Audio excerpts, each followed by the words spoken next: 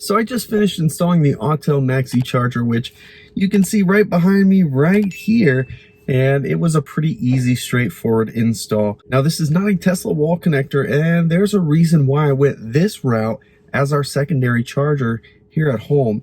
Number one, I wanted to have a J1772 charger anyways, because as the EV industry continues to get larger, Tesla's not the only car out there. Plus, we do have friends and family that are now starting to look at electric cars, and having the ability to charge their non-Teslas is also something that's a nice to have. But regardless, of course, Tesla comes with a J1772 adapter, so this charger can also be used to charge our Teslas like I'm doing right now. Why this charger over the Tesla wall connector? Well, there's a very big reason why. For most chargers, you're going to want to get an electrician to do the install. However, if you have a receptacle in your garage like a NEMA 1450 like we do, that is a lot more cost effective than hiring an electrician to install a Tesla wall connector.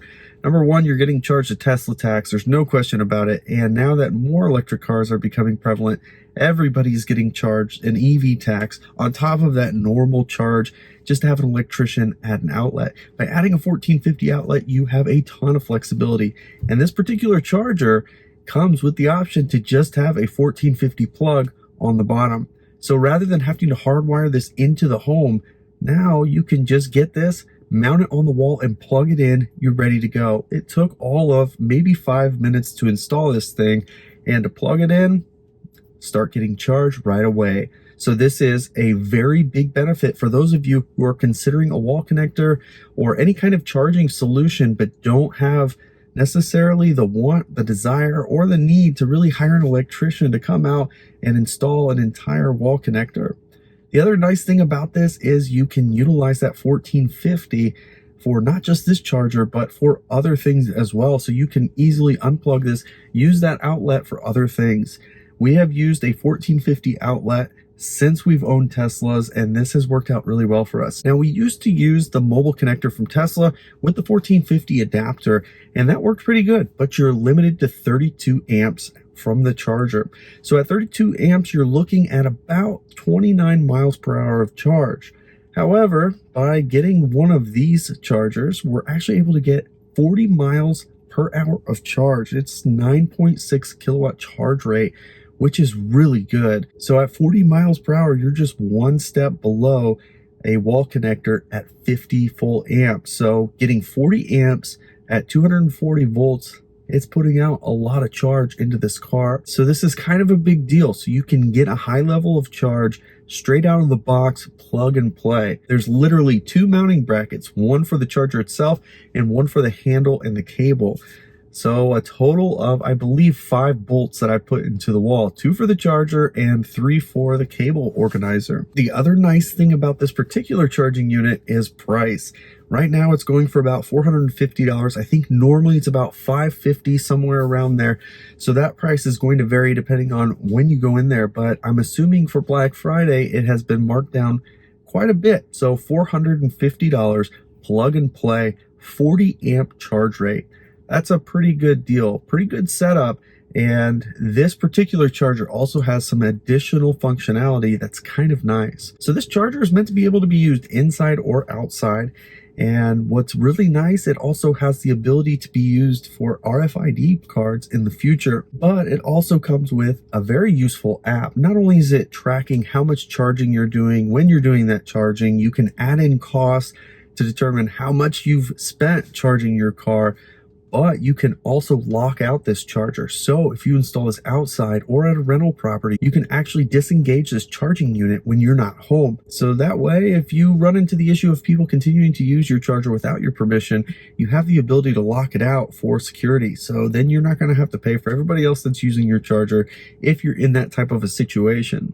For us, it's in the garage, so it's not a big deal. We don't have to worry about that, but I do have the ability to also change the charge rate from the charger rather than having to do it in the car every time. So that's also another added benefit. Plus, of course, firmware updates and other functionality that'll come along the way. They also do have a NEMA 650 outlet plug that you can also get with this charger. It is the same price, so depending on which outlet you have in your garage, there's a couple of options for you. And if you look at the reviews on Amazon as an example, There's a lot of really good reviews and a lot of people are very happy with this. I actually think it's a pretty good charging unit to be able to get if you're not looking for a wall connector from Tesla that needs to be hardwired. The box itself is really nice. It's clean and it has very simple lights on it, not a bunch of stuff all over it, straightforward. And it works like it should. Just plug and play, plug it into the wall, plug it into your Tesla, and you're good to go. Now for mounting this thing, do keep in mind that the plug is not very long, so make sure that you're mounting this as close to your outlet as possible. And if you need to turn your outlet over, make sure you take care of that now, so that way the cord has an opportunity to plug right in without issue. You're basically going to put this up against the wall about where you think it is, mark out the 2 top holes, and then you're going to put the 2 bolts in there. Once those are in, the charging unit basically just goes right onto it and shifts down, holds in place, and there's a very small bolt at the very bottom just to hold it in place. For mounting the charging cable holder, it's much the same. It's a very small bracket. You're going to put it on the wall. This thing's going to slide into place, mount it from the bottom with a very small bolt. And that's it. Literally plug this thing in and get going. So when I plugged it in, as you can see, I'm getting 40 amps or about 40 miles per hour of charge, 9.6 kilowatts, a very, very good charge rate. So this is going to charge much faster than actually what we've been doing, at least for the last year. So having this new charger, this fast rate of charge, is a very nice change of pace here at the house. At the rental house, I was using a 1430, which gave us about 22 miles per hour of charge. So this is almost double that. So this is going to work out really nicely. And we only had to wait about a week since closing on the house before getting a real charging solution. So not too bad. Glad it's here. Glad we are up and running and ready to go. So if you're considering some charging options, just know Tesla absolutely makes a great wall connector. However, it does need to be hardwired. This is a really great alternative. Tesla used to offer a 1450 plugged wall connector, but they don't do that anymore. So you're going to have to look aftermarket. And if you're looking aftermarket, this is a really good option to consider. As you'll see from other testimonials, not just mine, this is a really great option. So with that, I hope that you enjoyed this video. If you did, of course, give it the thumbs up. If you haven't already, of course, subscribe to the channel as we continue to post content regularly. You can follow us on Twitter and Instagram at Bearded Tesla. Thanks so much for joining us, and we'll catch you next time.